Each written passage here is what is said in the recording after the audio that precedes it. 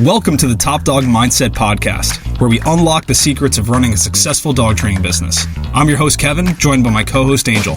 Together, we bring you expert insights, inspiring stories, and practical tips. Whether you're a seasoned pro or just starting out, we're here to provide you with the necessary information to build a thriving dog training company. So relax, join us with a cup of coffee as we explore the Top Dog Mindset Podcast. Welcome in, everybody, to another episode of the Top Dog Mindset Podcast. Kevin and Angel here, and we got a super exciting episode for you guys today. Something that Angel's been thinking a little bit about, which is how important reviews are in your business, and just different ways once you start getting reviews, how you can kind of leverage them to use them in different ways to market your business, to warm people up, stuff like that. So, Angel, without further ado, how are you doing today? How's everything going for you? I'm doing good. It's been a really good start to the day. Got full cup of coffee. Was that a plug there for Top Dog Advertising? It was. Okay, nice. Always place the products correctly. What's going on for you today? Do you have you said you don't have any more client calls for today, right? Yeah, no more client calls for today, but a lot of different things I'm working on with our clients. So And how's everything going with the the day. onboarding of our new client success coach? Good. I'm really excited to have people we have quite a few clients who have met her slightly, but I'm really excited to get her completely plugged in. I think everyone's gonna love her. We love her so far. Yeah, shout out to Leanne. She's doing a great job. Yeah. She'll be on one of these soon too. Yeah, I was just going to say that we should have her on here to kind of introduce her to everybody and stuff like that. So let's jump right into it. So tell me what you're thinking about this. I know this was your idea to talk about reviews and stuff like that. Why don't you just kind of talk to everybody about, different ways that you're seeing people use them and just the benefits overall of trying to get as many reviews as you can. Yeah. So, this came to mind because we as a company will often go to our clients and be like, hey, try to push for, more reviews. Granted, we tell everyone this, we'll post a monthly reminder on our private Facebook group for clients. But we also, whenever we're going through our weekly ad meetings, looking at accounts as a team, we'll find certain clients who will go to them specifically and be like, hey, this will be really beneficial if you can get to this many more leads. And so I always think about that because I feel like everyone knows it's always a good thing to get positive feedback from people. It's always a good thing to get Google reviews. But when you look at it from from this standpoint of your marketing team is going to you and saying, hey, you should shoot for X amount of reviews this month, this is really going to help you out. I've realized I think people really underestimate how good it truly helps your marketing and your ads and just your business overall. So I wanted to talk about that a little bit, but then also talk about the things that you could use to your advantage, when you get in new reviews, as far as taking a screenshot and posting it to your stories, or using it in your website, or even as social media content and things like that, getting video testimonials and stuff like that. So you could really use all of this to your advantage. Also, like I said, I just feel people tend to underestimate truly how good this could be for your business. So I just think it's a good thing to touch on overall for everyone. Yeah, for sure. No, so here are my thoughts on this. I think reviews are a direct reflection of what people in the community think about your business. And it's easy to go a month, 2 months, and maybe you get a review or two and stuff like that. But if you just look around and look at the other businesses in your market, the other dog trainers, and you're somebody who has 5 reviews or 3 reviews, even 8 to 10 reviews, and the next person has 50, 75, 100. Some dog trainers have 500 reviews. Mm-hmm. Just think about all the social proof that other company has, and think about the way that your ideal or potential clients are perceiving you versus that other dog trainer. It just at a certain point is a little bit of a numbers game. Now, if somebody else has 500 reviews, you're not going to get there overnight, right? And the goal is not to get there overnight. It's to just try and chip away at it slowly. And there's a big difference between having 8 reviews and the other competitor is 500, and you having 55 and the other one has 500. Obviously, still would rather have more reviews, but at a certain point, it just does make you look credible. Having 50 versus 8 is Mhm. better than, more is better than less, right? So what I'm really trying to say here is you're not going to get there overnight, but if you slowly chip away at it, 50 reviews is enough social proof for somebody to look at this company and go, hey, they have 55-star reviews. That's a good thing, you know? Yeah, exactly. And also like look at it from like yourself as a client of a business or a consumer or whatever. Like when you're looking for a certain service and you go on Google and you are comparing a few different of these, I feel like most people go to the reviews, like let's see which one has the most reviews and then that's the one that you end up going with. So look at it from like that perspective too. Exactly. Yeah. And reviews are great for somebody Googling you, finding your company, and making a decision to call you just based off of some really good reviews or the amount of reviews you have and stuff like that. But another thing you can do with them is, to your point from before, use them to market yourself and warm people up. So every time you get a review, like if you just screenshot it and put it on your story and tag the owner of the dog in it and stuff like that, so glad you had a great experience, it makes them feel like you saw them and you appreciate their taking the time to leave the review. And it's just great marketing, whether people Hmm. like it or not, or they interact with it or not, or whatever. Sometimes it takes people seeing a couple of posts from you over a certain amount of months in order for them to actually take that step and reach out.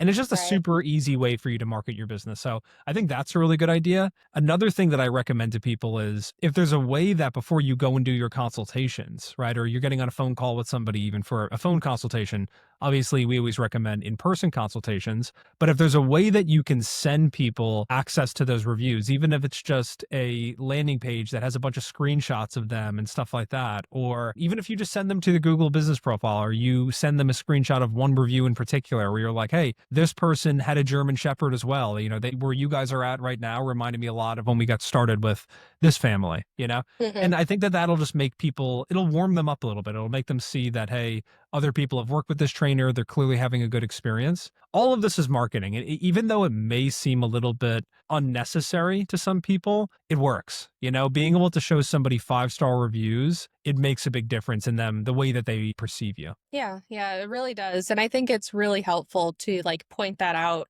to people who are kind of just like sitting on their decision, pointing them in the direction of your Google business profile where they could have looked that up on their, for the public to see. It's not one of those things like you can send them reviews, but also just sending them to your Google business profile versus screenshotting like all the best ones. Like you're just being as open as you possibly can with these people. I've even had people ask me before they've signed up, and this is generally people who have a dog with like very specific behavioral issues who have asked like, do you have references as far as like other clients that we've worked with, because they want to speak with clients who have had dogs with like similar behavioral issues. Yeah. You know, I feel like that can get a little tough because I don't feel like most people just have a list of references like that. So, Yeah.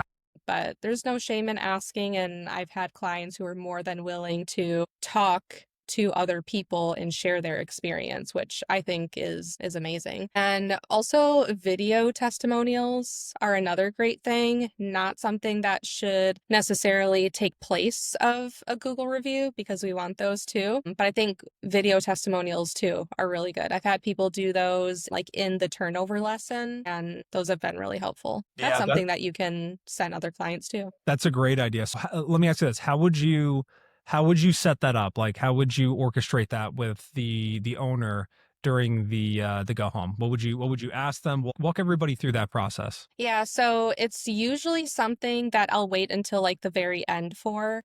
Mhm. Once the entire turnover is finished and they're super happy and they've already said that like they're going to leave a review, then I will just straight up ask them like, "Hey, would you mind if we recorded a video testimonial, because like it really really helps us." And they've always been for it. Just I feel like the biggest thing is just have no shame in asking. Like worst thing that they could say is, "No, I don't feel comfortable being on camera," or Yeah. something. I don't know, but Yeah. Yeah. I've had people I've tell me straight up no before. That's fine. yeah. Don't let that discourage you. That's a really good point. Yeah. Yeah. Maybe it'll suck in the moment, but those few yeses that you get, like we always say, you're going to get a no every so often. I personally have never had anyone tell me no. Like usually when I ask, maybe they'll say like, oh, I'm not ready. Like I need to go do my hair or do my makeup. They don't actually go do that. But everyone has said yes. And it's really easy. They just sit down, they have their dog next to them. And then I'll usually just tell them right before the recording, like, okay, I'm just going to ask you a few questions and then just answer them as honest as you can, share your experience, and that's that. Cool. So you would set up a camera and just on your iPhone or something like that in their living room and just run them through a couple different questions. Yeah. Pretty That's simple. a I good mean, idea. I didn't even like set it up with a tripod or anything, just like held my camera up, recorded them, and asked them like, tell us your name, tell us your dog's name, and what made you start looking for dog training? Like what were you dealing with Yeah. before you decided to look for dog training? And then I think I would ask them like, what was it that caught your eye about us, or what was it about us that you liked and that you wanted to move forward with training. And I will say, because I have to add this in there, that pretty much everyone that I recorded, one of the things that they said was, you guys answered the phone and actually had a conversation with us. Tell everybody real quick. Hold on. Tell everybody real quick just about like you were spending 5.5 hours yesterday trying to create a meme, and break down like what you were trying to create there. I don't even think it ever got made, but It got made. It hasn't been posted yet. good. Okay. It will be coming. But just a little playfulness on talking about people, like often saying, like whenever we're like talking to people about like, you haven't been answering your phone, or why haven't you been answering your phone, or pretty much just on the topic of answering, or in this case, not answering your phone, people always say like, I'm just really busy. I would say very rarely do people say like, I know I need to hire someone, or I know I need help. It's always, I've just been so busy. Like, I can't find the time to answer the phone because I have to work board and trains, or I'm in lessons, or whatever. Like, all of these things are very understandable. Like, it's all a part of running a dog training business. It's not any different from the next business who's dealing with those same exact things. But like I said, that's just like the first thing that we hear. And then we have to go through this whole process of like explaining the importance of answering the phone. And it's like, these people are paying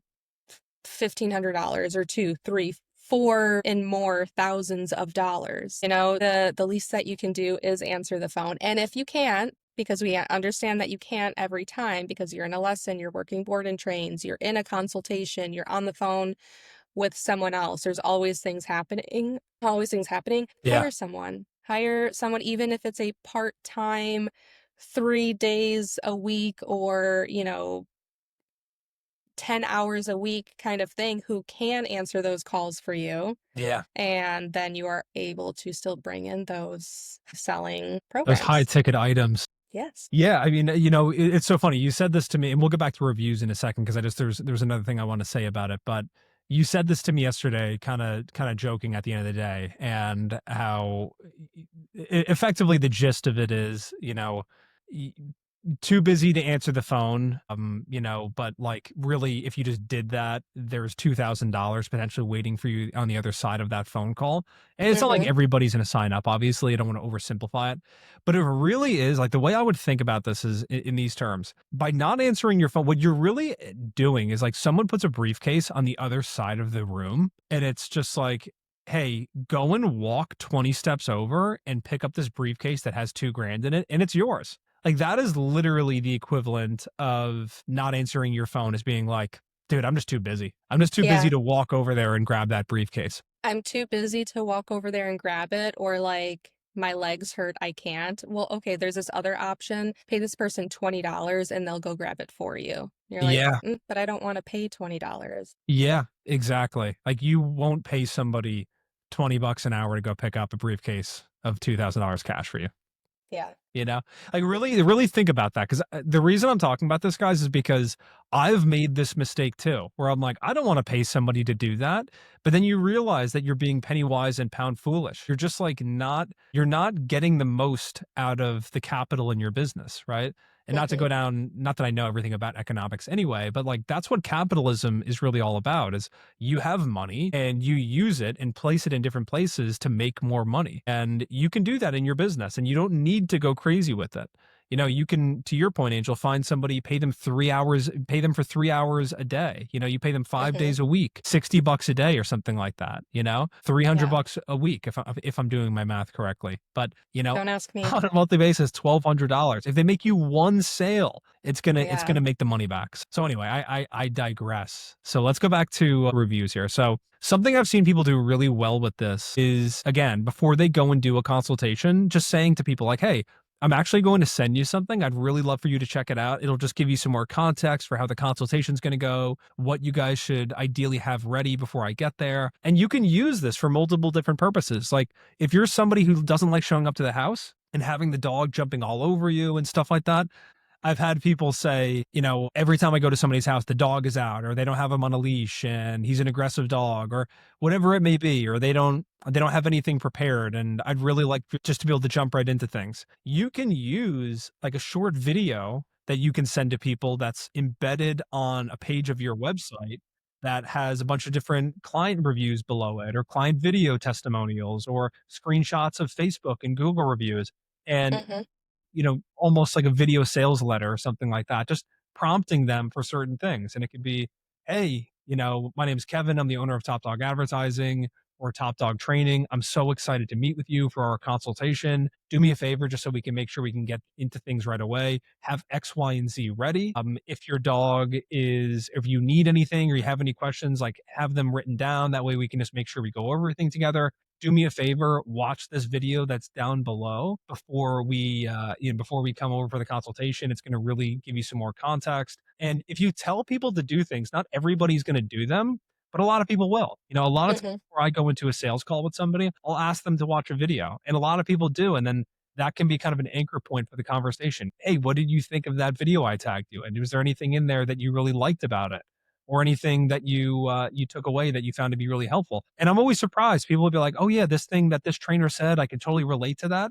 And then I know, okay, that's a big pain point for them, and I can speak specifically to that. Yeah. Yeah. Like you are in control of how your processes go. Hmm. You know, I know like some people will say things like that, as far as like in the consultation, I didn't sell them. I feel like the client was just too distracted. The dog was all over the place, or, we didn't go through the full consultation because the client met me outside. And so we had to kind of like half-ass it outside. And it's like all those little things I would say you are fully in control of. Maybe you might have someone here or there who's like, no, I want to stay out here. I don't want to be inside. But like, just take charge. Hmm. It's your process. And like you said, let them know ahead of time, have the dog put away if you need to. Yeah. That's what I used to do.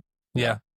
Eventually I would meet the dog and, get hands on and work with them and stuff like that. But I don't want the dog to be a distraction when I'm trying to talk to someone and allow them to become like super vulnerable with me and emotional and tell me about basically their entire life story with their dog. I can't do that when their dog is like the main stress point that we are talking about is right in front of them, barking at them or scratching me up and jumping all over me and all that kind Yeah. of stuff. Yeah. Yeah. And at the end of the day, it's really not about the dog. It's really about Hmm. the person. Yeah. That's a mistake that a lot of people make in sales in general is anytime you start getting too into the weeds on the dog's behavior, or our version of this is like nerding out over certain things in an ad account. Every once in a while you get somebody who knows what click-through rate is and impression share and conversion rate and stuff like that. Every once in a while you'll get somebody who really loves training and they have a bunch of really technical questions about training tools and philosophies and stuff like that. But most Hmm. people don't care. And what's more important to them is they feel like their problems are being fixed, right? Yeah. The dog is a symptom of a much larger underlying problem, which is the negative emotions that they are experiencing because of the dog's behavior. I hope that Right. made sense, right? But Yeah, I think it really did. what it is like they are the one that the human is the one that's suffering, and they're suffering Yeah. because of the dog's behavior. It's not strictly the dog's behavior, Yeah. it's a part of it. So what you really need to do is be able to discuss with people how their dog's behavior is affecting them. And to your point, if the dog is jumping all over them, then they really can't get into that stuff. So some Yeah. people I know like to have the dog out because they can kind of use that as like a selling tactic of almost like, using it as an opportunity to be like, we can't even have this conversation because you're your dog is so poorly behaved, and they can kind of Mhm. sell people on that.